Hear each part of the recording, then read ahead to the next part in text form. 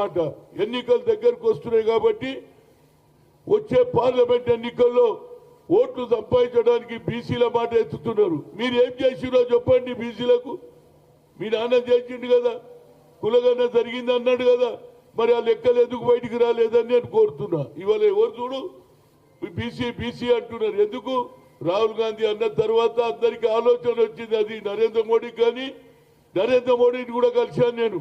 ఒక్కసారి కాదు 3 సార్లు కలిసా. మాకు ఓబీసీల గురించి కులగన జరగాలని చెప్పా, సెపరేట్ డిపార్ట్మెంట్ పెట్టాలని చెప్పి మంత్రి పెట్టమని చెప్పిన. ఇవన్నీ మీరు చెయ్యకుండా ఇవాళ ఎన్నికల ముందు పోయి ఎక్కడో మధ్యప్రదేశ్లో పోయి కాంగ్రెస్ ఏం చేయలేదంటే ఎవరు నమ్ముతాడు? అంతేకాదు రాజీవ్ గాంధీ గారు 73, 74 అమెండ్మెంట్ తెచ్చి మహిళలకు కూడా రిజర్వేషన్ తెచ్చిన ఏకైక వ్యక్తి అది రాజీవ్ గాంధీ.